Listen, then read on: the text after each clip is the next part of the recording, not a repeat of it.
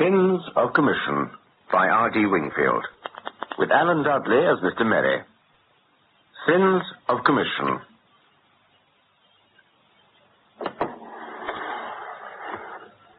That's the lot, Mr. Bradley. Right. Set the alarm. Right.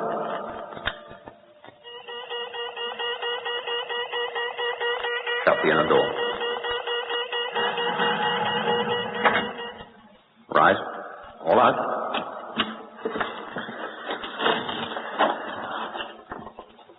Main doors.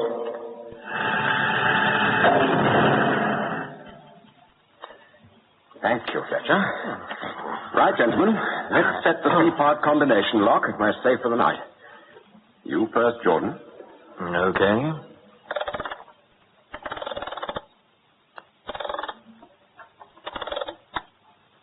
Hicks. Give us room, then. What? Oh, sorry, old boy.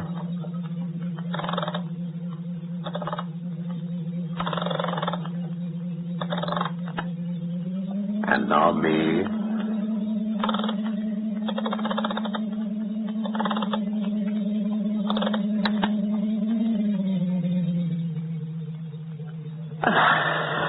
That's it, then. Operation completed. That's fine. Good. I'll be up then, Mr. Bradley. No. Would you hold on for a moment, please, Fletcher? I've got something to tell you. Bad news, I'm afraid.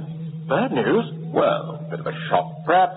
Not the end of the world, not to a chap of your capabilities. My fellow directors and I... Yes, our overheads are too high. Top-heavy. You see... Oh, look. Take this envelope. We're giving you an extra month's salary in lieu of notice, and you'll find a check for your full redundancy settlement. Redundancy? You're getting rid of me? What do we want a security officer for with this new vault? The job's gone, Fletcher. It isn't necessary anymore. I see. When do you want me to... Well, we'd like you to leave tonight. A clean break will be best. Tonight? Oh, why not? Your work's up to date, isn't it? Yes. Then there's your problem. Wiltshire can take over your odds and ends. You others ready? Don't worry, Fletcher. You won't have any difficulty finding another job. At my age? I'd like to think we were parting on good terms, Fletcher. Will you shake hands? No, I damn well won't. Oh, dear. Now, what do you expect, Bradley? I'd have punched you on the nose if I'd been in his place. Oh, now it's late. I've seen enough of this place for one day.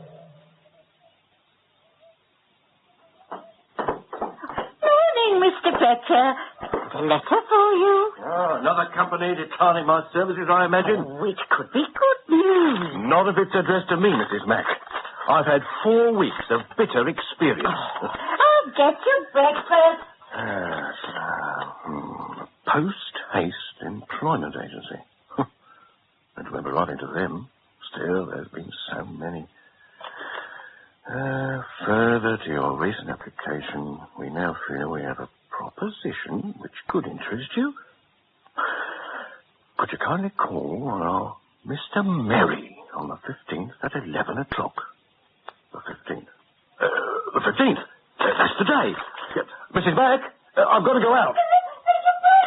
No time for that, I'm afraid. Now, keep your fingers crossed for me. It could be a job at last.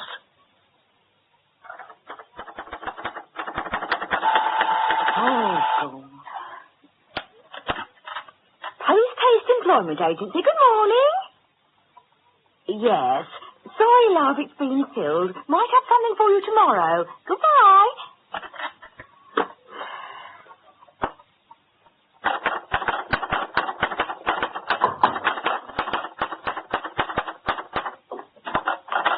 Excuse me, but... Yes? Good morning. My name's Fletcher. You're Mr. Merry wrote to me. Have you got your letter? Oh, yes. Half a mile. Mr. Fletcher's here, Mr. Merry. Right.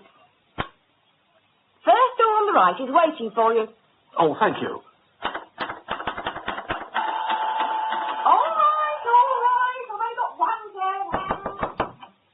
Come in.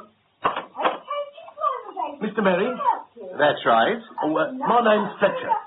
Mr. Fletcher, what a pleasure. Come in, come in. Oh. Bang on the dot of 11. That's what I like to see. Please sit down. Pleasant journey?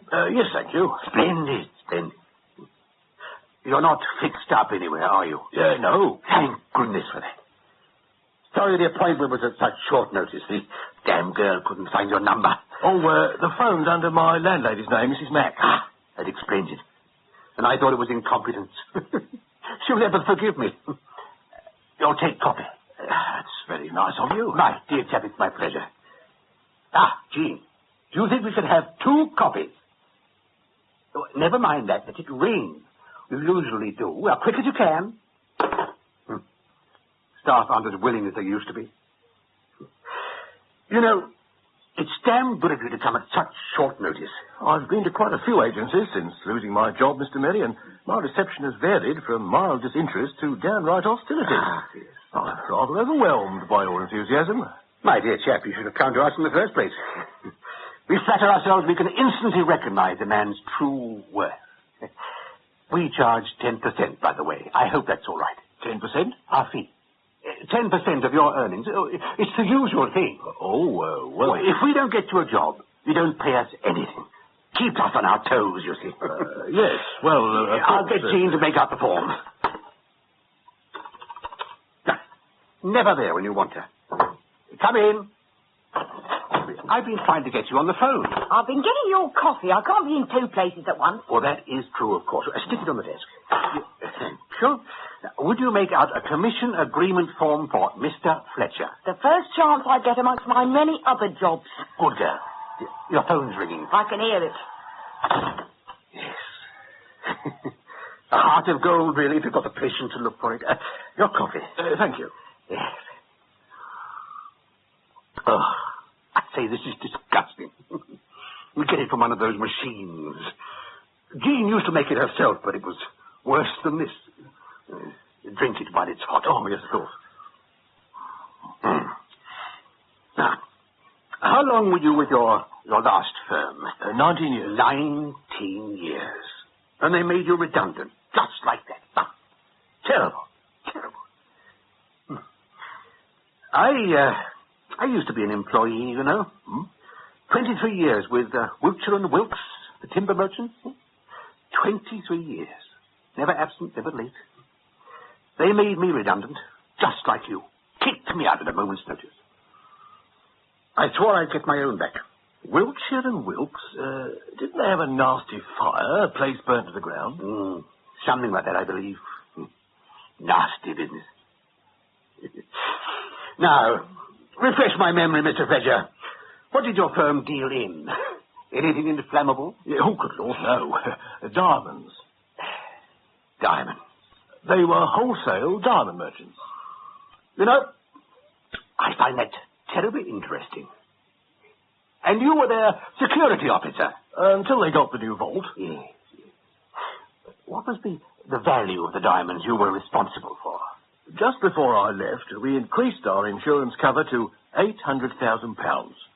And on more than one occasion, our stock was in excess of that figure. I find you a most stimulating person to talk to, Mr. Fletcher. A most stimulating person. So, after 19 years of devoted service, you get dismissed at a moment's notice to save your firm a few pounds in overheads. Disgusting. I suppose it is. Well, there's no suppose about it. If that's the reward for honesty, well, it's no wonder people's thoughts turn to crime. Have your thoughts ever turned to crime, Mr. Fletcher? I haven't really thought about it. Oh, you should. You should. Cheers. Cheers. You know, if I wasn't such a coward, I'd ask Jean for another coffee. I suppose you're dying to hear about my proposition. Yes, please. What sort of salary? Salary? Oh, it wouldn't be a salary. You get commission only, a straight commission basis. Oh, I don't think I'd like to... Oh, come now. Have you no faith in your own abilities? What sort of a job would it be? Something rather different from what you've been doing. Almost the opposite, in fact. You don't mind what you do, I suppose? Oh, anything. So long as it's legal. Oh. You're making it a bit difficult for me, Mr. Fletcher. Would it involve selling? No. We'd be paying you for your specialized knowledge. Knowledge of what? Security arrangements. And diamonds. And how much could I hope to earn? Well, we pay a commission of 15%. 15% of what? I think you said the value of diamonds in your old firm's vaults was about £800,000. That's right. Well, then your commission would be 15% of 800,000, which I make £120,000. Tax-free, of course, but less my 10% agency fee. Just what are you suggesting, Mr. Merry? Oh, come now, Mr. Fletcher. You're an intelligent man. I don't have to spell it out, do I? I'd like it spelled out. All right, then. But first, let me show you that you've got to live dangerously if you want anything. 2 more copies at once, please, Jean. Oh, I bet I took her by surprise. You watch her face when she comes in. It'll be as black as thunder. Now then, there's £800,000 worth of diamonds stored in your old firm's vaults, Mr. Fletcher. It's my belief that with your specialized knowledge and help, we could get them out. You mean steal them? Yes. I do seem to use a lot of words where one would do. Come in, Jean.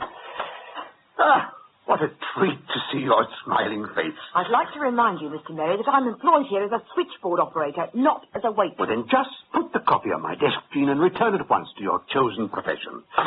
No. Hold on, miss. Hey? Would you mind not leaving us? I'd like a witness. Now, Mr. Merry, would you mind repeating in front of this young lady the suggestion you just put to me?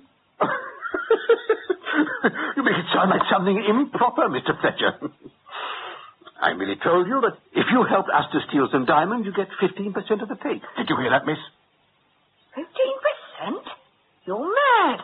We do all the work and he gets 15%. Oh, but he's vital, Jean. Vital. Oh. The whole thing would fall through without his cooperation. Well, 10% would have been ample. Oh, I think we can afford to be generous. There'll be plenty to go around. Good Lord. Oh, I say you're not leaving us, are you, Mr. Fletcher? I don't think there's any more to be said. Well, you don't have to make up your mind right away, of course. But we'd appreciate a quick answer. You might as well know I'm going to the police. If you think that's the right and proper thing to do, by all means do it. But you'll be making a fool of yourself. And you'll be wasting the time of a body of men for whom I have a great deal of respect. Jean and I are marvelous liars, you know. To save time, I phone from here. Well, I prefer it for you as the one on the switchboard. My work must go on, you see. You'll get it for him, would you, Jean? And then come back and take some letters while we wait. Oh, I say, you didn't set the machine for oxtail soup, did you? This coffee tastes even stranger than usual. And if there is any other way we can be of service, please don't hesitate to blah, blah, blah, the usual rubbish. Now, the next one. Yeah. That sounds like the flat feet of the law, Jean. You better nip through the other door. Right, Mr. Merry. Just a tick. You can take the cup. I don't know how you can drink that stuff. The secret is not to let it touch your tongue. Off you go. Oh, all right. The great dictator. Dear. In here, officer. Well, do you mind going through reception, please? This is a Oh, good Lord, Mr. Fletcher, how are you? This is the man, Sergeant. All right. Leave this to me, please. Is your name Merry, Sam? That's right. Merry by name and merry by nature. But, Graham, sir. Detective Sergeant Graham. Do you know this gentleman, Mr. Merry? He knows me all right. Yes, of course I know him. His name's Fletcher. He's applied to us for employment. Sorry, Mr. Fletcher. Nothing for you yet. This gentleman has made a very serious accusation against you, sir. Oh? He tells us that you have invited him to join with you in a conspiracy to steal some diamonds to the value of approximately £800,000. Oh, Mr. Fletcher. You deny it, sir? Well, of course I do, Inspector. Sergeant, sir. Sergeant, yes. I won't press charges against him. I feel sorry for him. It must be a great strain losing your job in these difficult times. If I had anything to offer, Mr. Fletcher, you get it, you know that. But taking it out on us like this, I thought better of you, you know. He's lying, Sergeant. He put that proposition to me barely 30 minutes ago. Please, Mr. Fletcher, let me handle this. Mr. Merry, was this gentleman with you this morning, sir? Oh, no. Oh, dear me, no. He was last in here I'll ask my secretary. She'll know. I don't think that's a nice thing to say, Jean. Now, would you mind popping in for a minute? Charming girl. She'll soon sort it out. Yeah? Jean, come in. This is Detective Inspector Graham. Detective Sergeant. Yeah, Sergeant, yes. Well, your promotion is not too far away. I don't know if you remember the other gentleman, Mr. Fletcher. Yes, I remember him. He's got a good memory for faces. Now, when was he here last, Jean? Well, I can look it up in the book. About 4 days ago, I think. No, that's right. Last Thursday, yes. He was throwing his weight about because we didn't have anything to offer him. I was here today. You know I was. No. Why don't you take it easy for a few days? You've obviously been under too much strain. He's lying, Sergeant, and she's lying. If that's so, we can soon prove it, sir. Could I look at that book you mentioned, miss? I'll go and get it. No. I'll come out for it. I'd like to ask you a few questions on your own. Well, thank you very much, miss. You've been a great help. Not at all. Oh. Come on, Mr. Fletcher. Right. Hello? Taste Employment Agency. Can I help you? Well, Mr. Fletcher, none of this seems to bear out your story. They're both lying. So you keep telling me, sir. Do you wish to persist with the charge? Oh, there doesn't seem much point, does there? Not for me to say, sir. Oh, yes. You don't believe me, do you? What was your speed? All right. I withdraw the charge. There's no point in going on. If that's your decision, sir. It is. If you should change your mind, just let me know. Well, goodbye, sir. I'd try and take it easy if I were you. Well, thank you for trying anyway. Goodbye, Sergeant. Clerical? If I'm afraid only the filing. It's a filing class, I think. No, that's what it is. Come in. What are you doing now, dear? Sergeant Graham. Where's Mr. Fletcher? He's gone, sir. He's decided to withdraw his allegations. Lack of evidence. Oh, good. That's being sensible. Very sensible. I thought you were going to be an inspector. No, Sergeant. Police wouldn't send an inspector on a thing like this. You should know, of course. Sorry if I nearly messed things up. Anyway, well done. Very well done. I'll get your money. £9. Hold on. We said 10. Less my agency fee. Overhead, you know. There. Any more jobs? Nothing on the books at the moment. But keep yourself free after next week. Mr. Fletcher is going to turn up trumps. You think so? I know so. And in this instance, diamonds will be trumps. I'd keep an eye on him if I were you. If he phones the police from his home, we could be in real trouble. My dear Graham, I don't expect you to do the worrying for a mere £10. That's what my commission's for, to take that off you. It's all taken care of. Harry's keeping an eye on him, and we'll get his phone tapped. I must get phase 2 into operation, so he'll come cap in hand to us in, 7 days? Fancy a coffee? Good morning, Mrs. Mack. Beautiful day. Beautiful? It's pouring. Just what we want. It'll freshen us all up. I must say, I'm glad to see you back to your old self again. You've been a changed man since you got this new job. It'll be good to start work again. I'm looking forward to next Monday. I'll get it, Mrs. Mack. Oh, thank you, dear. 2940. Yes, speaking. Oh, hello, Mr. Davis. What do you mean? But you promised me. You told me I had that job. I see. Yeah, I see. Beautiful day. Just look at that ruddy rain.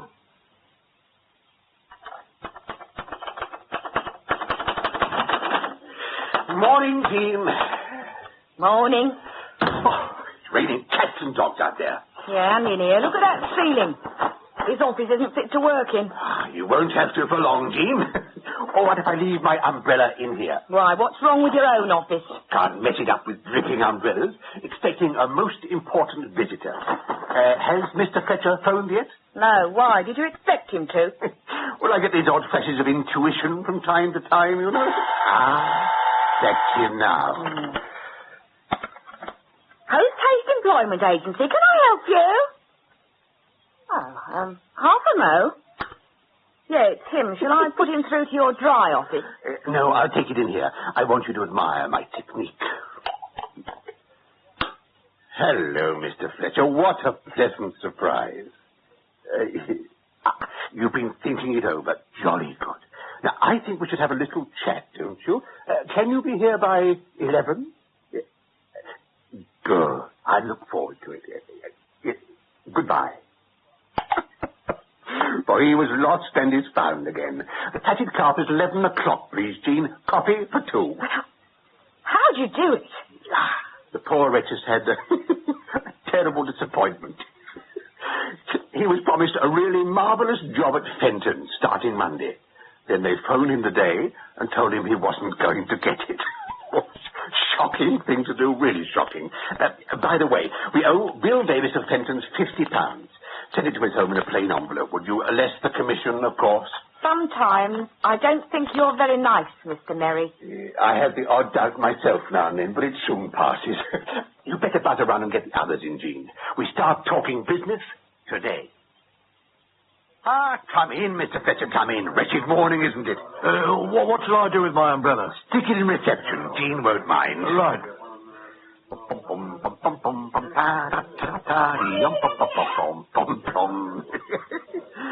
All right.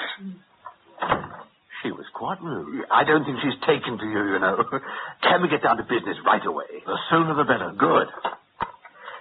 Jean, send the others in, would you? And you better come in yourself. All those people out there. You'll see. Come on in, don't be shy. That's right, gentlemen. Find yourselves seats. I see you recognize one of our little party, Mr. Fletcher. Graham. Detective Soldier Graham. Hello, sir. Yes, it wasn't only Jean and I who were lying our heads off last week, Mr. Fletcher. He was a policeman, but a long time ago. Perhaps I'd better explain. Help yourselves to cigarettes, everyone. Like yourself, Mr. Fletcher, everyone you see in this room has been badly treated by their past employers. You know my sad tale. We know yours. George Graham was with the Metropolitan Police for close on 17 years. He left them reluctantly because this security firm tempted him away with a fantastic salary. The fantastic salary lasted 6 weeks. The firm went through a bad patch and he was made redundant. Next to him is Bert Apsley. How do you do, Mr. Fletcher? Bert was with the General Post Office. That's right. Telephone engineer, 14 years. He left them to become chief installer with a firm dealing in internal office telephones. The firm went broke. The directors skipped the country, taking their employees' wages with them. Never even stamped our card. Bert tapped the phone when you made your 999 call last week. Beautifully done, wasn't it? Yes, it was. And then we mustn't forget Jean. He doesn't want to hear about me. Well, of course he does. He's very interested in you. Pleaded to be allowed to put his wet umbrella in your office. Jean was private secretary and general dog's body to a handbag importer. One-man business.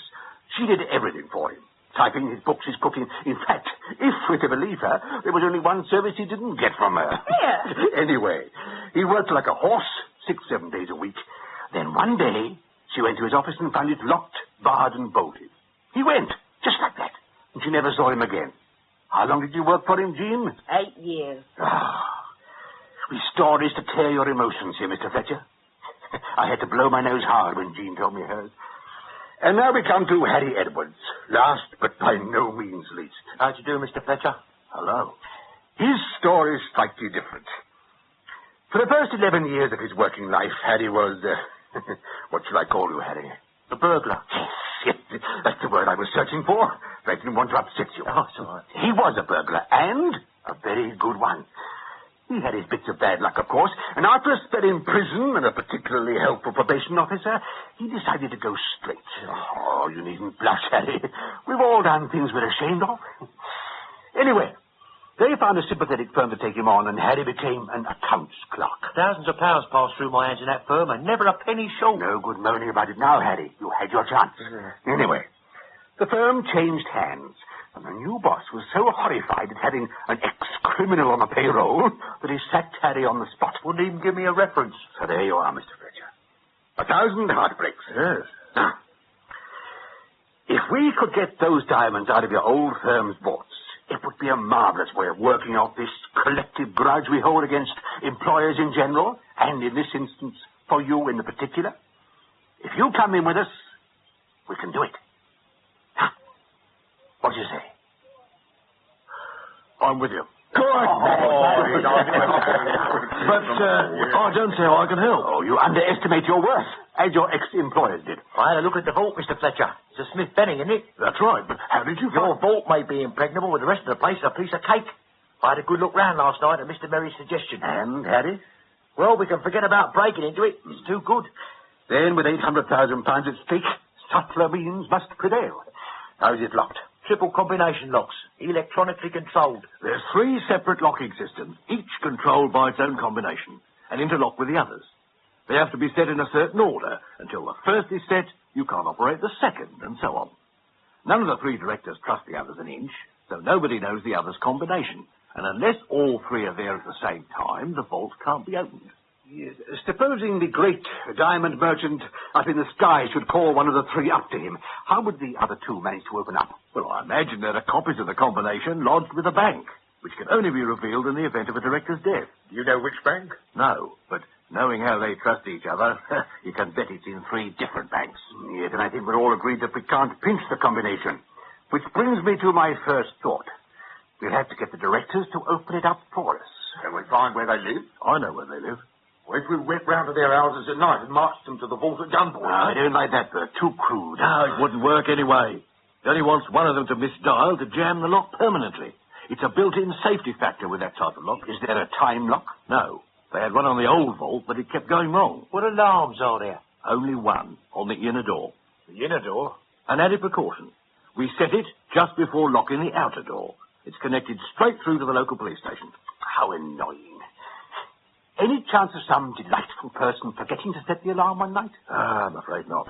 There's an audible warning device that bleeps if the outer door is locked without the alarm being set. It also bleeps away if you try to lock up with the inner door open. But there must be some way of switching this wretched alarm off. When you opened up each morning, for example. There's a conceal switch, but inside the main door, of course. Of course. Of course. Do you know where it is? Well, naturally, You're an asset to our team, Mr. Fletcher. Gentlemen, I see a light at the end of the tunnel. I believe I know how we're going to pull off this job. But before we go any further, perhaps I'd better restate once again how the spoils are to be shared, to avoid any possible misunderstanding. You all get equal shares, 15% of the total take. As head man, I get slightly more, 25%. The reason I get more will become obvious as you gasp in wonder when I reveal the details of my ingenious plan. Oh, and before I forget it, I also get 10% of your shares. Agency fees, you've all signed the forms? Yes, we've all signed the form. All these wretched overheads, you see. Anyway, the plan. Now, in my old job, I was once called to the office in the dead of night by the police. I was on their records as a key holder, and there was a suspected break-in. False alarm, as it happened. You said you could get hold of a police uniform, Graham? That's right. And it shouldn't be too difficult to mock up your car to look like a police car.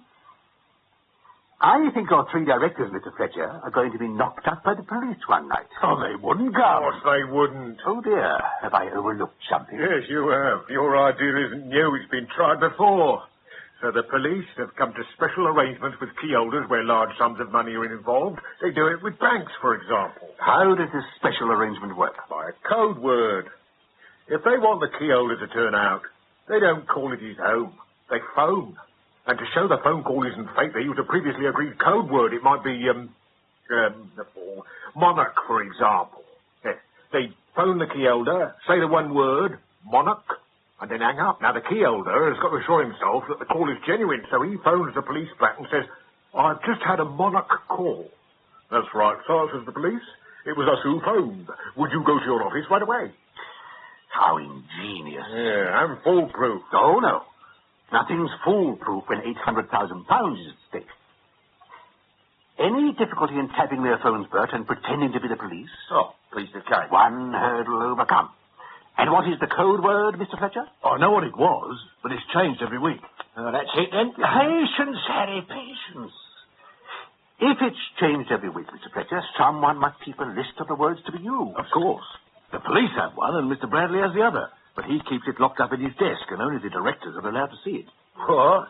One of those tuppy-halfpenny little office desks, plywood bottoms to the drawers, locks you can open with a paper clip. Well, it's the usual type of office desk, yes. You tell me how to find his desk, and I'll let you have a copy of the list tonight. He's all smiles again. Now you see, Mr. Fletcher. An excellent morning's work. Now, the last item on the agenda is when do we do it? It's Friday tomorrow. As good a day as any, I think. The place will be shut for the weekend, so we'd have a bit more elbow room. So, Friday it is, eh? Yeah. Oh, right. Good. I don't think we'll be missing much on the telly. Now, who says a nice cup of coffee? Jean? Jean. Jean.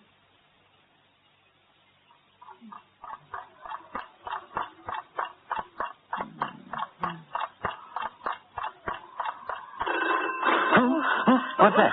Oh, what is it? All right. It's the phone. Oh, it's 3 o'clock in the morning. Who'd be calling us at 3 o'clock in the morning? But I'm going to find out, isn't it?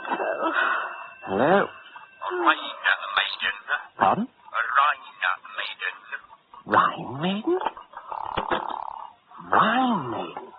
Here, give me that list. Oh, what list? That's the code word list in the top drawer there. Come on. You mean this? Suppose I see it from there. Give it here. Oh, yeah. Yes, Rhine Maiden. Have to get down to the office. Looks like a break-in. But at this time of night? Yes, at this time of night. We've got nearly £1 million worth of stuff in that vault. But who are you phoning? Police. Check back, see if it's genuine.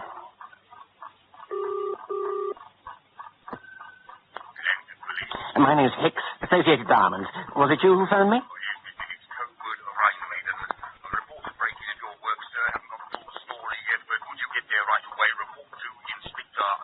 Inspector Mary. Right. I'm on my way. He's on his way. Good.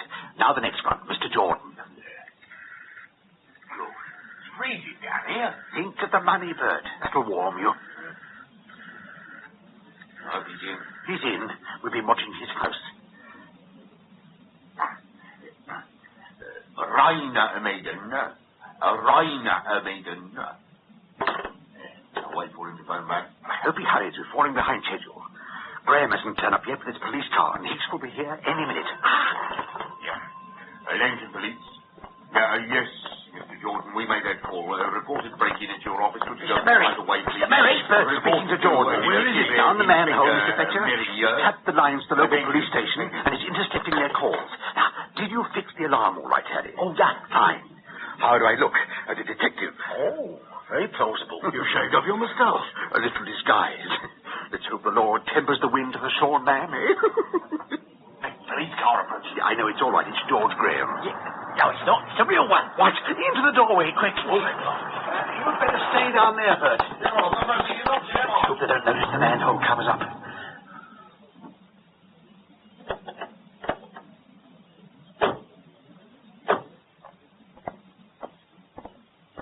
They're checking the building. Of course they are. They do it every night. Are you sure? Of course I'm sure. I'm a professional. Always check in advance. It's a great pair. I'm impressed. How long do they stay? A few minutes at the most. We haven't got a few minutes. Hicks will be here soon. Just our lucky for reports direct to the real police. Oh, what a tangled web we weave. Bert signalling. There's another car coming. That'll be Hicks. Oh, dear, oh, dear, oh, dear. Relax. The police are going. Get them, hurry. There's Hicks' car turning the corner.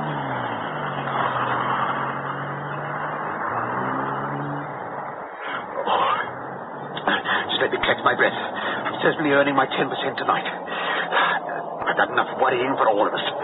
Get through to Bradley now, Bert. Okay, I'm trying. Quick as you can while I head off Hicks. Mr. Hicks? Yes? Detective Inspector Mary, sir. Oh, yes. They gave me your name at the station. Well, what's the position? Am I the first? Yes, sir. The other two gentlemen are on their way. The position at the moment, sir, is that we think the chap's still in there. We've got the place surrounded anyway. I saw one of your cars turning the corner. Yes, sir. I sent it back to the station for reinforcements. Now, as soon as they arrive and we get our villain, I'd like you and your two colleagues to come with us to check the vault. I see. In the meantime, it's best to keep clear of the building. Would you mind tucking your car away around the corner, sir, and switching off the lights? Oh, and do you think you could keep an eye open for Mr. Jordan? He's due any minute. I'll go and do the rounds of my chaps. Make sure they're positioned all right. Well, Bert, hurry it up. Don't panic him. But look at the time. What's the delay? We can't get through to Bradley. Why is that, Bert? I don't know. Wait a minute, I'm trying again. No, unobtainable. It's phoned out of order. It's all going wrong. Oh, come now. We've got two of them here. But two aren't any good. It takes three to get the vault open. No chance of getting through on the phone, Bert? None at all. Well, Hicks and Jordan are waiting patiently around the corner for us to rob them, so it's only polite we get cracking before they decide to go home. Yeah, police car coming. What? Hey, it's all right. It's our run this time. Sorry I'm late. There's a real police car cruising around. Yes, they're as thick as thieves tonight. I must say, I like the car. Most impressive. Now, tell me, George, what would the police do if they couldn't contact the key holder by phone? Go and fetch him, I suppose. Good, because that's what we're going to do. You've got that other police uniform? Yes, in here. Hey, all right. Harry, put it on, will you? No conscientious objections, I hope? Oh, no. You're going to be our entire police force surrounding this building, so spread yourself out a bit. Right. We'll stop on the way around and say a few soothing words to our friends round the corner. They're probably finding it all rather boring, but then they don't know the exciting things we've got in store for them. You better stay on the line, Bert, in case Bradley's phone decides to work again. All right. And you, Fletcher, stay out of sight. All right. We don't want them recognizing you. Right, George. Off to Mr. Bradley. Knock again, George.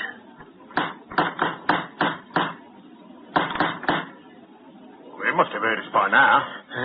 I used to sleep through the Blitz, you know. Bombs dropping, ACAT guns booming. A light. Who is it? Police, Mr. Bradley. Just a minute.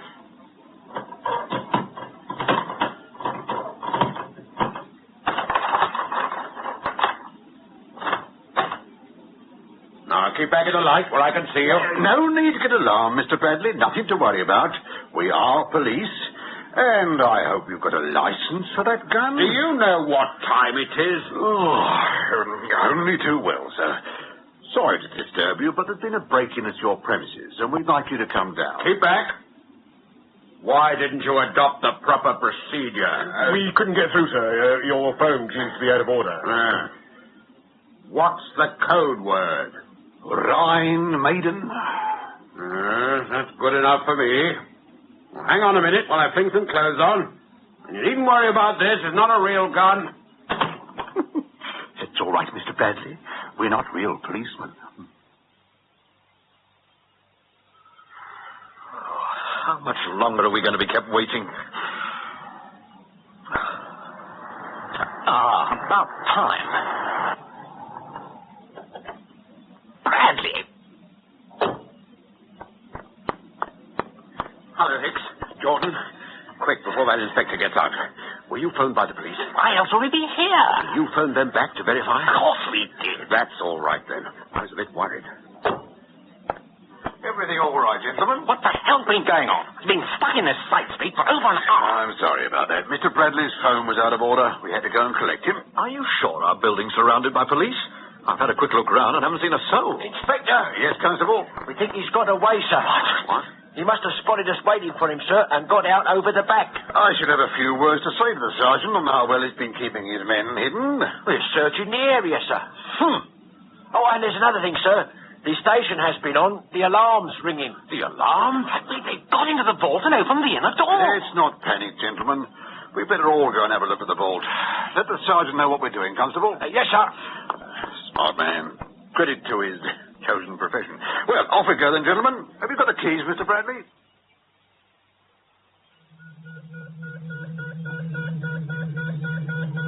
That's the alarm, all right. Outer door's still shut. As we left it, hasn't been opened. But the alarm's connected to the inner door. If it was shut, it wouldn't ring. It could be faulty. Well, let's open up and have a look anyway. It might be as well, gentlemen. Faulty or not, I'd like it switched off. It's ringing continuously in the station. Come on then, Jordan. Start dialing.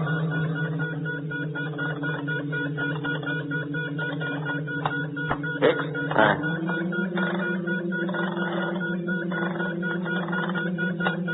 Now me.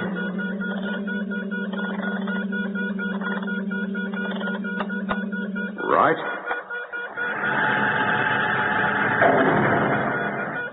That's funny. What?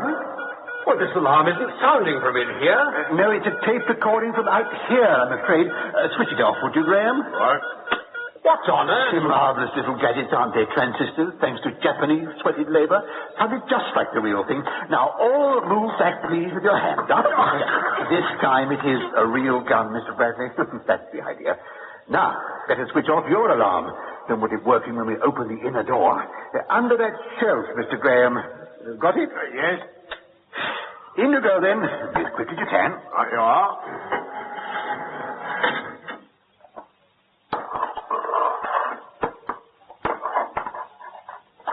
You won't get away with this, you know. I hope we will. We've been to so much trouble.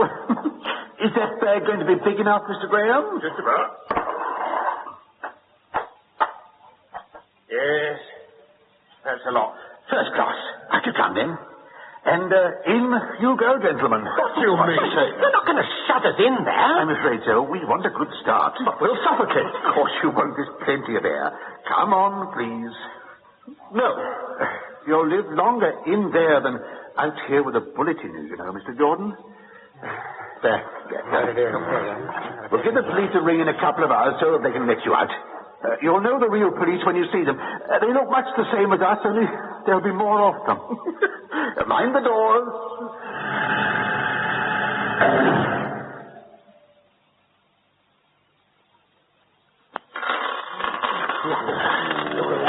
Look at them and wonder, gentlemen. Aren't they beautiful? £800,000 worth of diamonds. As the poet says, a joy forever. Even more of a joy we can turn them into cash. Hide them away. Wait. Who is it? It's me. Please. Oh, let's hurry in, Harry. Well? He's not there anymore. Packed his bags, left during the night, and his landlady doesn't know his new address. What's this about, then? I'm worried about Mr. Fletcher. He disappeared rather suddenly last night and hasn't bothered to turn up for the share-out this morning. Perhaps the police have got him. Oh, you're cheerful. He was a bundle of nerves about last night. I expect he's got cold feet, knocked it. What do we do about his share? We can't give it to him if he's not here. Before we start smacking our lips at the thought of bigger portions, let me just say that I always treat others as I would wish them to treat me. We'll put Fletcher's share to one side. There's over £750,000 worth of carbonized glitter there. More than enough for all. Now, it may be a bit early, but I don't think a small celebration would go amiss. There's a bottle of champagne in the fridge, Jean. Right. Pass those glasses, will you, Harry? Who is it? Solid Goldberg. It's all right. Let him in. Let him in? What about? I'm letting him buy a few of the stones so we can have some ready money to tide us over. Good morning, Mr. Goldberg. Morning. Yeah. Celebration? Champagne. Will you join us? At 11:30 in the morning? No, thank you. Pity. You brought plenty of cash with you, I hope. Let us see the stuff first. Of course. Now. Beautiful, aren't they?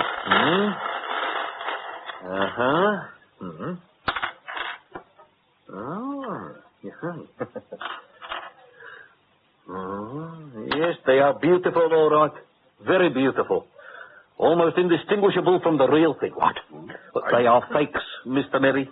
Good quality, but fakes. If I was in that sort of market, which I am not, I might offer 300 or 400 for them, perhaps a little less. I think someone has been having you on. Say when, Fletcher? When? Well, here's to our success. It went off perfectly, just as I said it would, Mr. Bradley. Yes, the insurance company have accepted the claim, and they're going to pay for the cost of a new vault. The famous theft-proof vault. I'd have been in trouble if it had been theft-proof. Anyway, I'm keeping to my end of the bargain. Here's the key to the safe deposit box. You'll find it contains £200,000 in cash as we arranged. Thanks very much. Well, I'll slip out the back way. If your other two directors should see us together, they might form certain conclusions. Very wise. You know, I can't help feeling sorry for that chap, Merry. He did all the work and got nothing out of it, not even his 10% commission. Oh, don't worry about him. He'll find something else. He's that sort. My dear Mr. Robson, come in, come in. So glad you could come to see us. So, you were kicked out of the Bank of England after 16 years. Terrible, terrible. Now, I might be able to do something for you on a commission basis. Would you like a copy? Tell me roughly, how much money do they keep in the Bank of England? In Sins of Commission by R.D. Wingfield, Alan Dudley played Mr. Merry and Peter Tottenham Mr. Fletcher. Bradley was William Fox, Harry John Hollis, Hicks David Goodison, Jean Chris Salt, George Graham William Edel, Bert Nigel Graham,